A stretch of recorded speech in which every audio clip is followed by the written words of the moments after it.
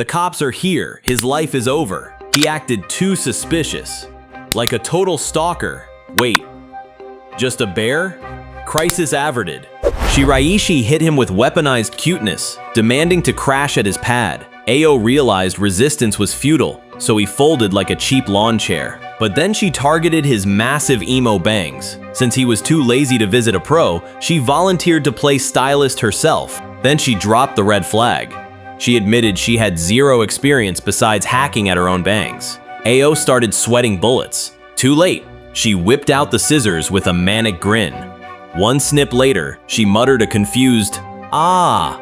That is the single scariest sound a barber can make. He sprinted to a professional for emergency damage control. He stared at the mirror, wondering how he hadn't been deleted. Shiraishi hyped up the fix, apologizing for trying to game end him earlier. Then she dragged him out instantly. She dropped the bomb immediately. "We're going on a date." Ao didn't even have time to process the panic. Next thing he knew, they were standing outside the massive Seiho Mall. She started listing off the logistics. Since she's crashing at his crib, she needs a full wardrobe change. She checked for a reaction.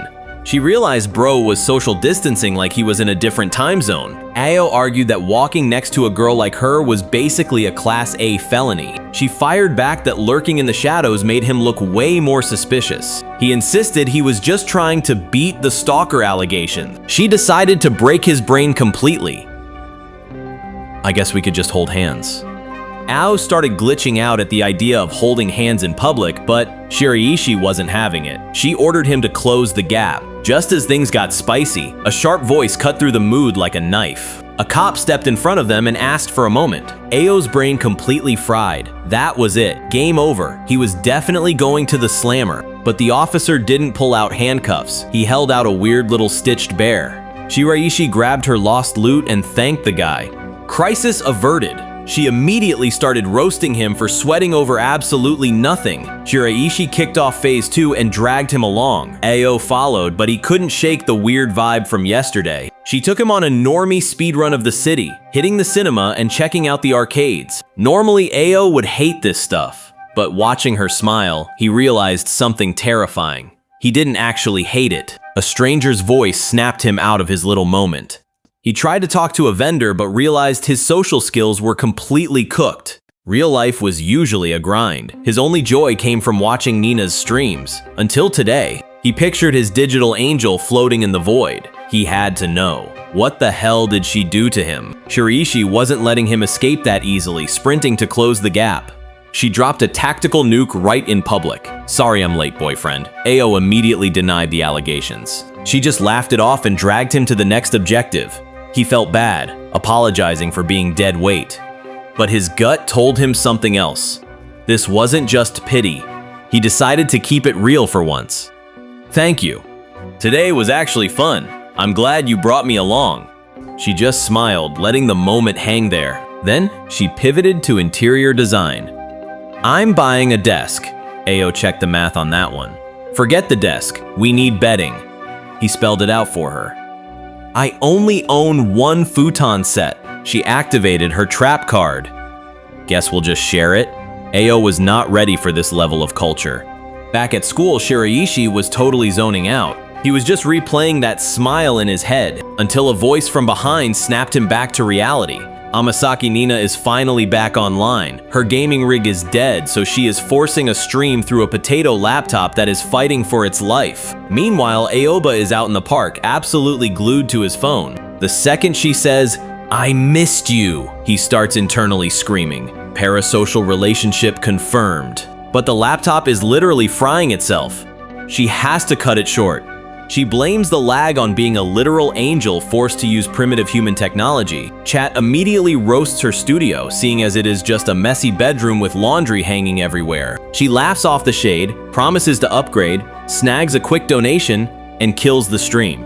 Stream's dead, so Aoba creeps back inside to assess the damage. Nina apologizes for the exile, blaming her absolute potato of a laptop for the crash. He's terrified his voice leaked and nuked her career, but she just laughs at his paranoia. She's already lying to management to stay under the radar. Then she spots a familiar name in the logs. She asks if he's the big spender, Ao-san. He admits it's his handle. immediately tries to gaslight her, claims it's a total coincidence. Nina pulls the receipts, quoting his simptastic comments verbatim.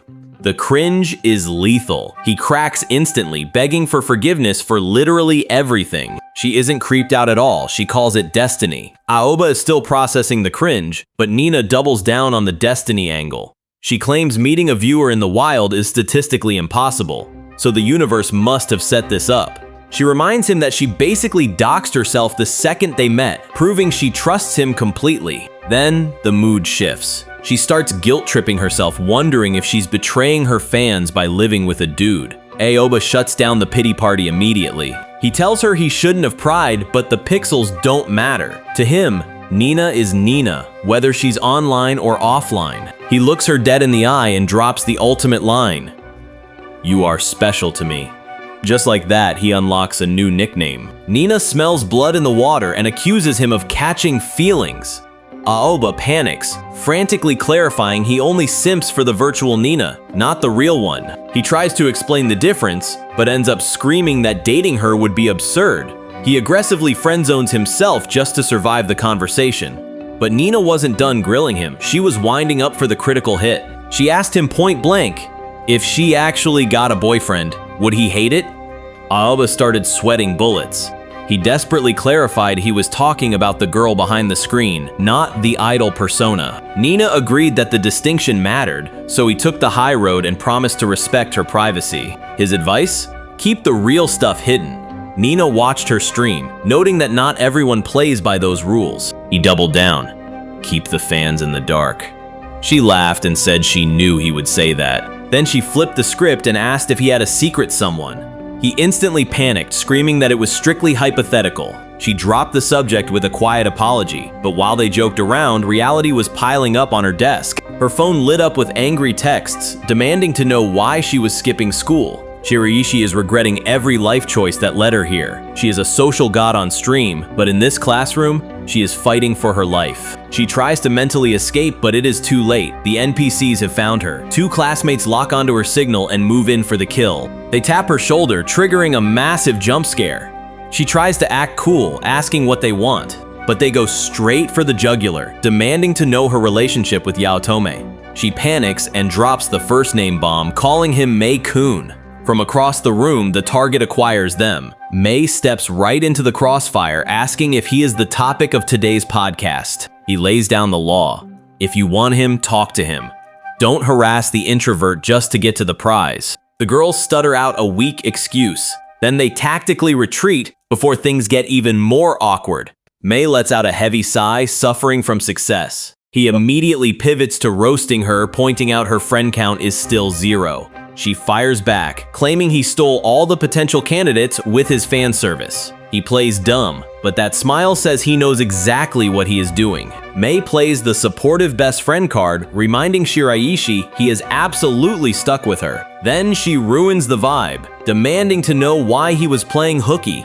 He ignores the question, pressing her on why she left him on red. Mei shrugs it off, admitting she hasn't been home because she's crashing elsewhere. She claims she's staying with an acquaintance, setting off every alarm bell in his head. Before he can investigate, she drops the nuke. She brings up his little cinema date from last week. She asks if that was a guy he was with, catching him in 4K. He panics and lies his face off, swearing he was flying solo. Mei didn't let up, smirking as she asked if that was him she saw hanging out with a dude. While he scrambled for an excuse, he retreated to the safety of his apartment. Ao stood in his room trying to process the situation, but his brain short-circuited. His entire floor had been colonized by a massive fleet of Gamazon boxes. Shiraishi called in, casually mentioning she ordered some things to his place. Ao stared at the cardboard skyscraper, wondering if she bought the whole store. He checked the labels. Heavy-duty computer equipment. And it just kept coming. It was a never-ending supply drop. Then it clicked. This wasn't random junk, it was a full streaming setup for Nina. He tried to be a good sport, hoping this was the last shipment. But this wasn't just a hobby kit. Judging by the sheer volume, she was moving in for the long haul. The comedy stopped there. If she was settling in, he had to stop stalling. It was time to ask why she really ran away. Ao stood outside the door, praying it was actually her. He cracked the lock, peeking out into the hallway. A mess of blonde hair drifted into view. Shiraishi stood there, dropping a super hesitant, "Welcome back." Ao walked in, but Shiraishi instantly ambushed her with a serious talk. She admitted she had news too, but the vibe was way too heavy. Panic hit. She claimed she was booked and tried to bail. She screamed his name, sprinting away from the awkwardness. Later, Ao spotted a target moving down the corridor. She froze, locking onto the back of his head. Her brain scrambled to connect the dots on that familiar hoodie. She walked right up. Yep, definitely Shiraishi. Mei stepped up, exposing his secret connection to the girl. He started sweating bullets. He knew he was totally busted. Then Ao crashed the party, demanding to know what the hell was happening. This sharp-eyed stranger blocked the path, leaving Aoba sweating bullets. He unleashed a terrifying demon aura and accused them of shacking up together. Nina panicked and tried to explain, while Aoba stepped up to introduce himself. It gave him flashbacks to the time this guy claimed to be her boyfriend, a lie that had absolutely crushed him back in the hallway. Aoba tried to tell himself he respected her privacy, but his brain short-circuited, and he screamed that he couldn't handle the mixed signals. Nina yelled at her friend to stop spreading fake news, while Aoba turned into stone. Back in the present, Aoba was completely lost. Nina swore he was just a childhood friend and that she wasn't lying about being single. Mei ignored the drama and stared Aoba down. Then he checked the uniform and realized the math didn't add up. He pointed out that bringing a minor home was a straight-up crime. He wasted zero time whipping out his phone to call the cops. Before the cops could even roll up, the vibe shifted to a literal game ender. Nina blitzed in, snatched Mei, and dragged him off, tossing a weak sorry at Hoodie Guy, leaving the poor dude eating dust like a glitched NPC. At the park, Nina dropped the act and begged for a safe house, but she had one rule: do not blame Ao for this mess. Mei lost it, shouting she should have run to him the second things went south. Nina suggested her place, then realized dragging his mom into this drama was a trash idea. Mei went full conspiracy theorist, swearing Ao was plotting to catch her slipping. He insisted the guy was a creep just waiting for one mistake. Nina laughed. The guy didn't even care enough to ask for her real name. He was dodging them like the plague to avoid their drama. She hit him with the puppy eyes, swearing Ao was safe. Mei shut up, realizing he was taking the L on this debate. He snapped and yelled he was going home, but told her to call if things got spicy. He stormed off, absolutely fuming. But as he walked, the doubt started creeping in. He prayed she wasn't actually catching feelings for the mysterious stranger. Nina chased him down to clear the air. She admitted she already dragged Mei into their mess. Aoba was already in full emo mode, crouching in the dirt. He was ready to turn himself into the cops, but she screamed she wasn't a snitch. Back inside, her apartment looked like a Gamazon distribution center. They navigated the cardboard maze, bringing up that Mei guy again. She laughed, but the truth came out. The dude is down bad. He confessed 5 times. She rejected every single attempt, but now she was actually considering settling. There is a massive deal breaker. Streaming is her life. She would have to keep her e-girl identity a total secret, even though Mei invited her to move in. He lives with his mom. Trying to be a streamer in a house full of parents is a nightmare. She felt guilty just thinking about being a burden. Aoba dropped the obvious solution: stay at his place. She tried to refuse, but he hit her with facts. She could not go home, so she was out of options. Before they made it official, he needed to know one thing. He looked her dead in the eye. Why did she run away in the first place? Aoba wasn't having it, calling her out for trying to flip the script. She panicked and deployed the ultimate stall tactic: a long, awkward hum. They sat down to get serious.